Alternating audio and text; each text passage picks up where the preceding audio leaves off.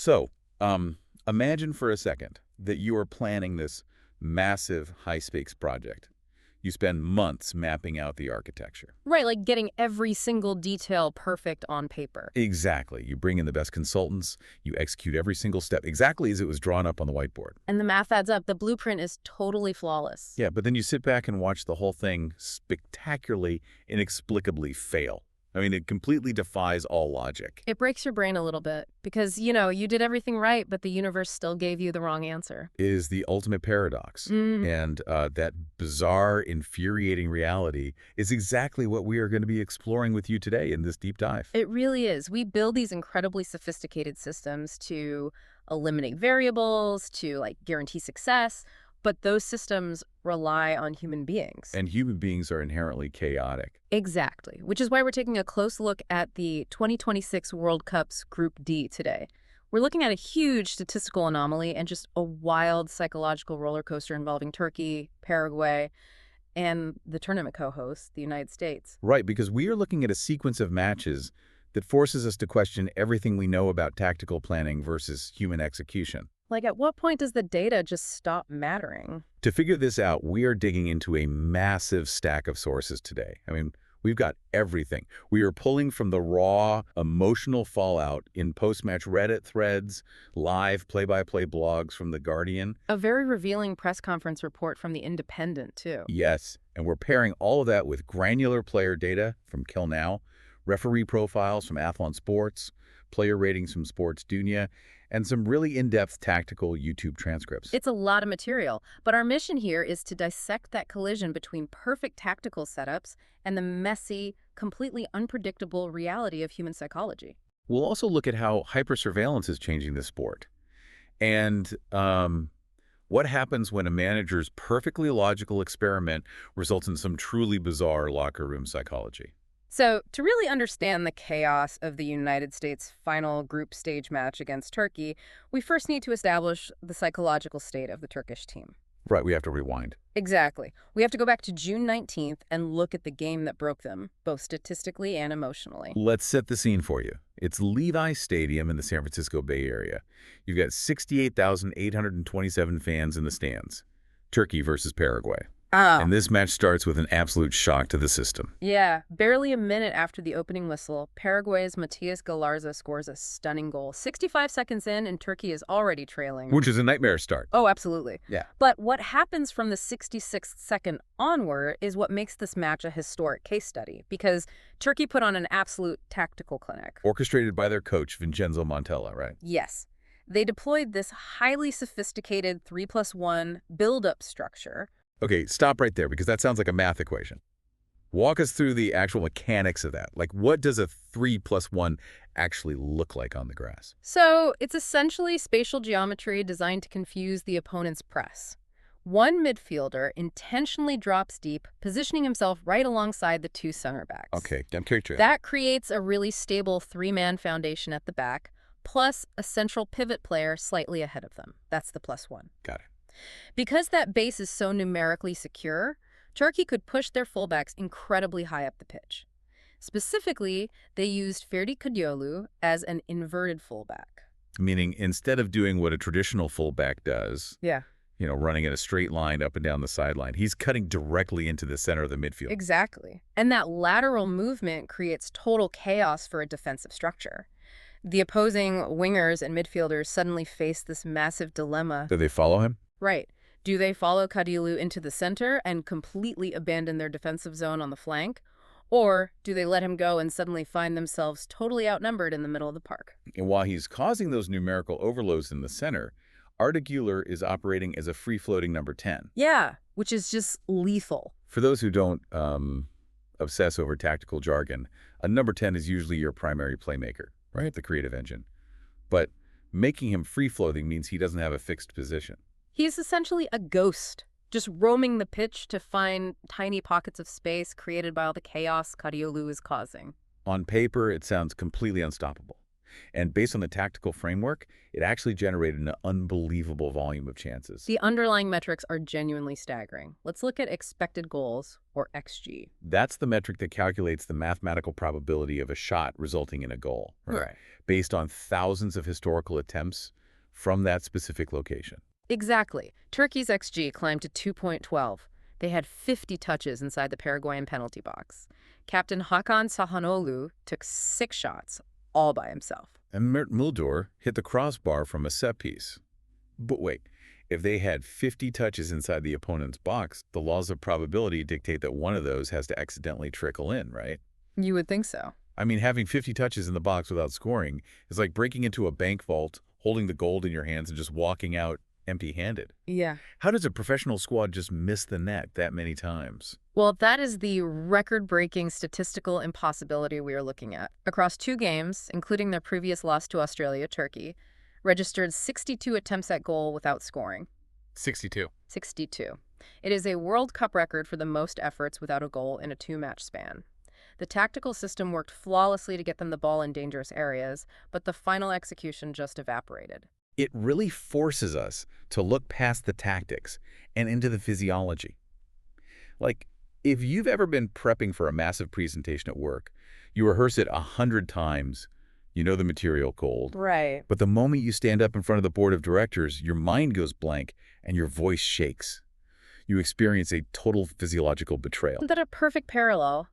In sports science, the mechanics of choking are just fascinating.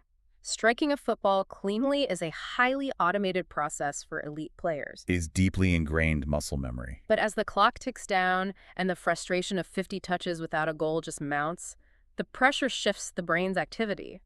The prefrontal cortex, which is the conscious, overthinking part of the brain, literally hijacks the motor system. It's like switching your car from automatic to manual transmission while you're driving 80 miles an hour. Exactly. Your brain suddenly tries to consciously control a complex, fluid motion that usually runs perfectly on autopilot, and the gears just grind to a halt. They start micromanaging their own limbs. They think about the angle of their foot, they lean back a fraction of an inch too far, or they subconsciously tense their ankles just mere milliseconds before impact. Wow. Yeah.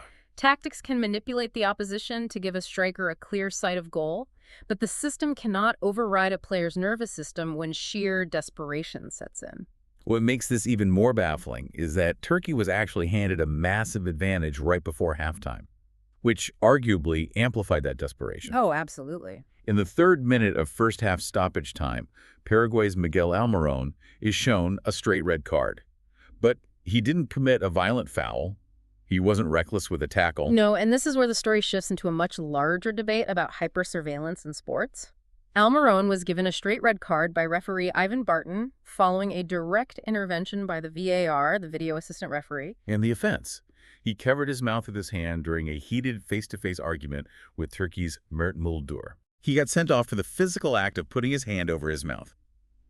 I really have to push back on the logic of this. Yeah. We are penalizing the physical act of trying to have a private conversation on the pitch. It sounds absurd when you put it like that. Does this level of surveillance kill the natural psychological warfare of competitive sports?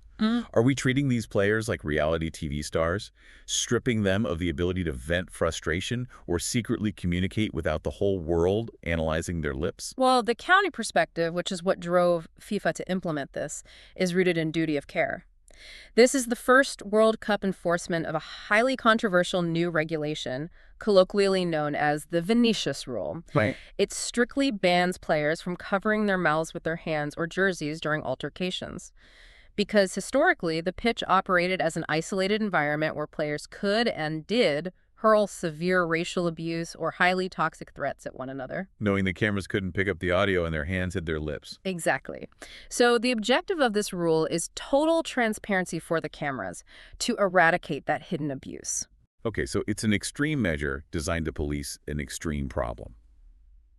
But the unintended consequence on the actual gameplay is massive. It undeniably alters the behavioral dynamic. The pitch is now treated as a fully transparent workspace. But if we bring this back to the immediate tactical reality of that Paraguay match, The consequence of that rule enforcement was huge. massive. Paraguay had to survive the entire second half with only 10 men against a relentless Turkish machine that was already living inside their penalty box. Paraguay ended the game with just 22% possession. Surviving 45 minutes of World Cup football, down a man with 22% possession, isn't just a statistical anomaly. It requires a Herculean physical effort. It was a defensive masterclass, engineered by Paraguay's coach, Gustavo Alfaro. Down a man, you can't play traditional man-to-man defense because you will get dragged out of position and leave massive gaps. So what did he do? Alfaro deployed what analysts call a rotating cage to neutralize Turkey's main threat, Arda Güler. Okay, how does a rotating cage actually function in real time? It requires extreme visual communication and spatial awareness. Instead of one player tracking Güler everywhere, the remaining Paraguayan defenders essentially passed him off between their defensive zones. Oh, like a zone defense in basketball. Exactly. As Güler drifts from the left side to the center, the left back verbally and visually hands him off to the defensive midfielder, who instantly collapses on him the moment he receives the ball. That sounds exhausting. It is. They form a temporary cage around him, relying on constant communication so that nobody leaves their zone for more than a few seconds. Which brings us to the physical toll of maintaining that cage, perfectly embodied by Matías Galarza. He is the ultimate symbol of what this required. He scores the opening goal at 65 seconds, providing the euphoria. But after the red card, his role completely flips. Right, he goes from being the hero to doing the dirty work. He transitions from a creative forward into a defensive destroyer. He spends the entire second half throwing his body into tackles, pressing aggressively, and literally covering the ground of the missing man.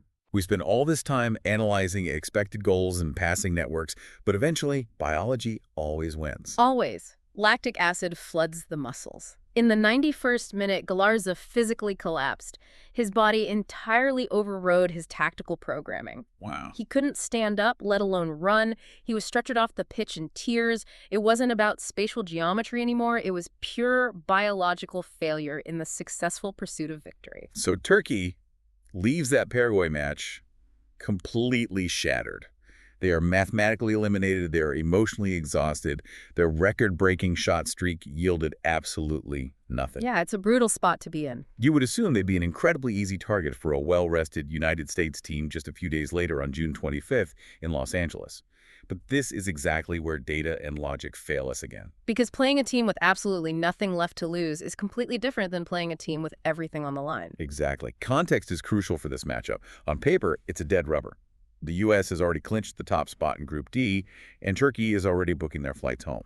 But historically, there is tension here. Looking at the Calano historical data, these teams are dead even. They've played 5 previous times. 2 wins each, 1 draw. 7 goals apiece. And Turkey actually won their last meeting 2-1 in a 2025 friendly.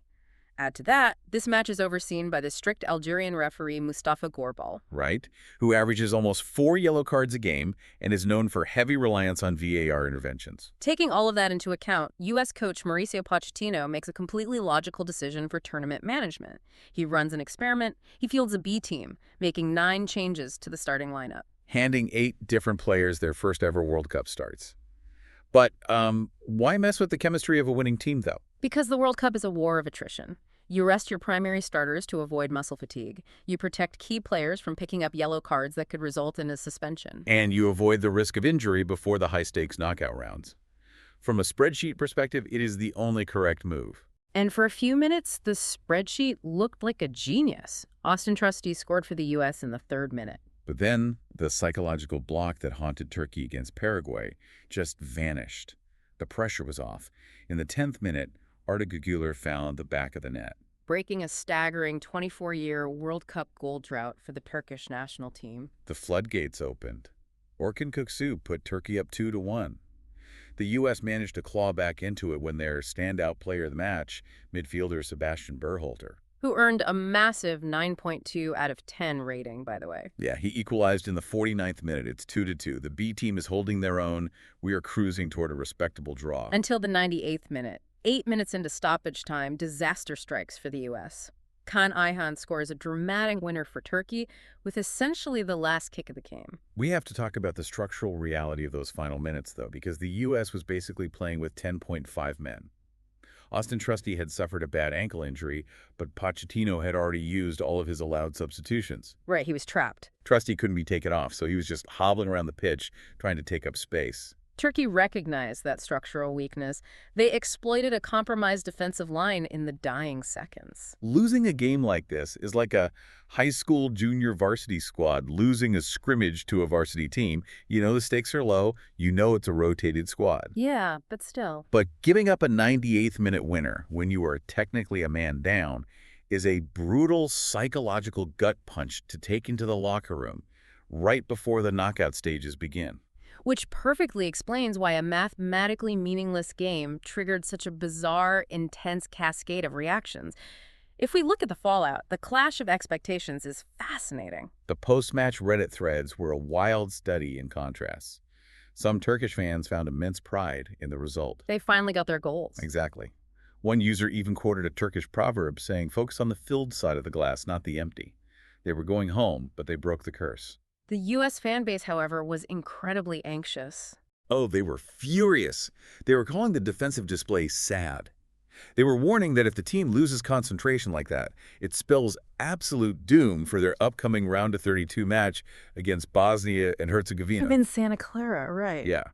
And my favorite detail from the forums, amidst all this tactical anxiety, fans were absolutely infuriated by the Fox television broadcast. Oh, I saw this. They were complaining that the network kept cutting away to show Hollywood celebrities in the VIP boxes while the ball was actively in play on the pitch. It perfectly captures the clash of cultures. The American expectation of a Hollywood entertainment spectacle versus the intense granular scrutiny of traditional international football fans. Totally. But the most revealing reaction didn't come from a Reddit thread. It came from the U.S. manager himself. Yes. This is the part that really surprised me. Mauricio Pochettino is famous for being a cool, composed, highly analytical tactician.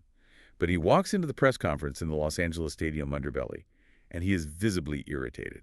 His composure is completely gone. It was highly unusual behavior. Instead of utilizing his veteran experience to brush off the loss as just the inevitable result of a heavily rotated squad, he went entirely on the defensive. He actually reprimanded the room of journalists. He complained that no one had congratulated the U.S. for winning the group. I couldn't believe it. He literally said, "It cannot be possible that Turkey celebrate 3 points, and for you not to say congratulations that we won the group, that is very sad." When reporters asked him standard, expected questions about whether the team had lost their momentum heading into the knockouts, he seemed genuinely confused by the premise, almost combative. He was definitely defensive. He replied, "What is momentum? Is it not to receive a yellow card or risk a player who has problems?" He pointed back to his logic, highlighting that his rotation strategy worked because no key players got second yellow cards. Why is a world-class manager acting so rattled after a game that mathematically did not matter? It's a great question. It feels like the A student who bombs a pop quiz, but demands a gold star from the teacher because their overall GPA is still high. Does this reveal a deeper anxiety about the unique pressure of being a tournament host? It absolutely exposes the underlying pressure cooker of international football. The ecosystem places the ultimate psychological burden squarely on the manager's shoulders. They are the lightning rod for all structural and emotional failures. So he's feeling the heat. The pressure of hosting a World Cup means that any perceived weakness is magnified 1,000 times by the domestic media. He knows that his tactical choice to play the B team was statistically sound, but it opened the door to a negative emotional narrative right before the highest stakes games of his career. He is absorbing the anxiety of an entire expectant nation. And he's reacting to the agonizing reality that tournament football doesn't reward logical spreadsheets. It rewards moments. Turkey captured the final moment, and the U.S. walked away with the anxiety. When you step back and look at this entire Group D saga, I think it reveals a massive blind spot in how we consume modern sports. We treat these games like algorithms. We really do. We think if we optimize the expected goals, if we meticulously track the players' heat maps, and if we strictly police their on-pitch speech with VAR cameras, we can somehow engineer the chaos out of the game. We want the illusion of control. What Pochettino's press conference meltdown and Turkey's 62 missed shots prove that hyper-optimization actually makes teams more fragile. When the algorithm fails, when the ball doesn't go in despite a 2.12 xG, or when a B team concedes in the 98th minute, the human brain doesn't know how to cope. Tactical perfection will always bow to the messy reality of human emotion, muscle fatigue, and pure desperation. We saw elite players' brains override their muscle memory in front of an open goal. We saw a player's body completely shut down from lactic acid just to protect a lead. The human element cannot be contained by a blueprint. Before we wrap up today, I want to leave you with a final thought to mull over regarding that illusion of control. We talked about the controversial Vinicius rule, the idea that VAR is now an eye in the sky, strictly policing the visible speech of athletes to ensure total transparency. Right. If covering your mouth with your hand during an argument is now an automatic red card, how long until players adapt by wearing literal face masks on the pitch? Like a physical barrier to bypass the surveillance entirely. Exactly. Will we see players donning tactical gear that covers their lower face just so they can communicate set-piece secrets to their teammates? Or just to vent raw, ugly frustration without the cameras catching it. Yeah, or will the chaotic, emotional, intensely human reality of sports be completely sanitized out of fear of an automatic red card? It's definitely something to think about. Think about your own perfectly planned project again. You can try to control every single variable, you can write the strictest rules in the world, but sooner or later, the human element is going to find a way to rewrite them.